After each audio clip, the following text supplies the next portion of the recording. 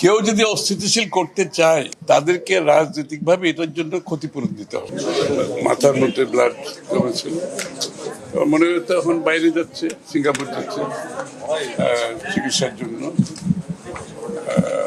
স্বাভাবিকভাবে মানে ওর উপর যেটা হয়েছে এটা তো মানে কঠিন ব্যাপার। এটা তো আসলে বাংলাদেশের রাজনৈতিক অঙ্গনে আমরা একটা স্থিতিশীল অবস্থা চাই। এই ধরনের ঘটনাবলীর মাধ্যমে দেশের মানুষ তো একটা স্থিতিশীল স্টেবিলিটি চায়। এখন বাংলাদেশটাকে তারা আস্তে ধীরে একটা গণতান্ত্রিক অর্ডারে ফিরিয়ে নিয়ে একটা স্থিতিশীল অবস্থার মাধ্যমে সকলের জীবন যাতে নিরাপদ থাকে, তো সেটা তো স্বাভাবিকভাবে রোজ যেটা বললো যে আমরা যত তাড়াতাড়ি নির্বাচনের মাধ্যমে দেশে একটা গণতান্ত্রিক দেশ পাবো, এই সরকারের একটা জনগণের সমর্থন থাকবে, যারা রাজনৈতিকভাবে শক্তিশালী থাকবে, সরকারের শক্তি যোগান তো জনগণের। তো সেটার অনুপস্থিতিতে তো ঘটনা এরকম ঘটতেই থাকবে, আরো বেশি ঘটবে আগামী দিনে।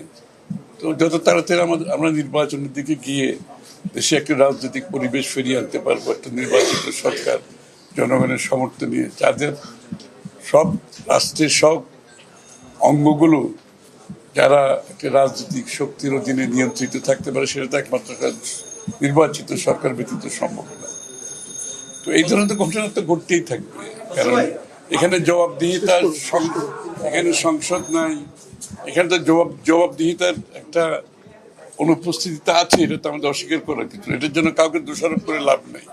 যেহেতু একটা নির্বাচিত সরকার না থাকলে যে জবাবদিহিতা, দায়বদ্ধতার, এগুলো তো একটা অনুপস্থিতি থাকারই কথা, সুতরাং সেটা আছে।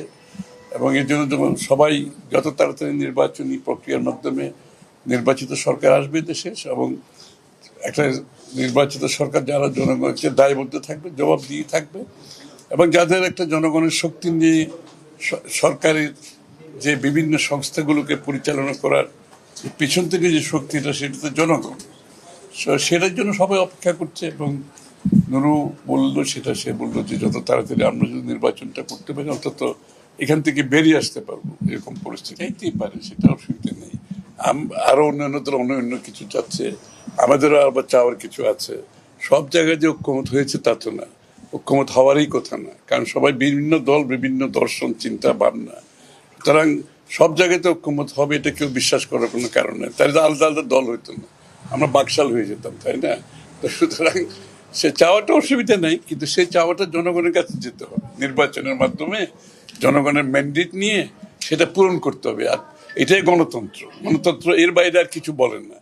সুতরাং যারা গণতন্ত্র বিশ্বাস করে, তারা জনগণের উপর আস্থা থাকতে হবে। তাদের যে ভবিষ্যতে তাদের যে কর্মসূচি, যে পরিবর্তন যারা আনতে চায় প্রত্যেকটি দলের, তারা জনগণের ম্যান্ডেট নিয়ে সেটা সংসদে আসবে, আলোচনা হবে, বিতর্ক হবে, পাশ হবে। এটাই গণতন্ত্র। এটাতে বিশ্বাস করতে হবে। তো এটাতে বিশ্বাস না করলে দেশে তো স্থিতিশীলতা আসবে না। এটাতে বিশ্বাস না করলে আবার একটা পরাজিত শক্তির জন্য আমরা দ্বার উন্মুক্ত করে দেবো, তাদের জন্য তো আমরা স্পেস ক্রিয়েট করে দেবো, তাই না? এটা তো বিশ্বাস। এখন তো দেশ নির্বাচনের দিকে যাচ্ছে, এবং এটার জন্য তো আমরা গত 15-16 বছর এত ত্যাগ স্বীকার করেছে সবাই মিলে। সুতরাং নির্বাচনের সাথে কোন পার্টির কি দাবি দেওয়া, এটা কোনো সম্পর্ক নাই। তাদের দাবি দেওয়া থাকতেই পারে, সেই দাবি দেওয়া নিয়ে তারা জনগণের কাছে যেতে হবে, জনগণের ম্যান্ডেট নিয়ে সংসদে আসবে, পাশ করতে পারবে, কোনো অসুবিধা নাই। কিন্তু কিন্তু কিন্তু নির্বাচনী প্রক্রিয়ার সাথে এগুলো কোনো সম্পর্ক নেই। কেউ যদি অস্থিতিশীল করতে চায় তাদেরকে রাজনৈতিকভাবে এটার জন্য ক্ষতিপূরণ দিতে হবে। এর থেকে আমি আর কিছু বলতে চাই না।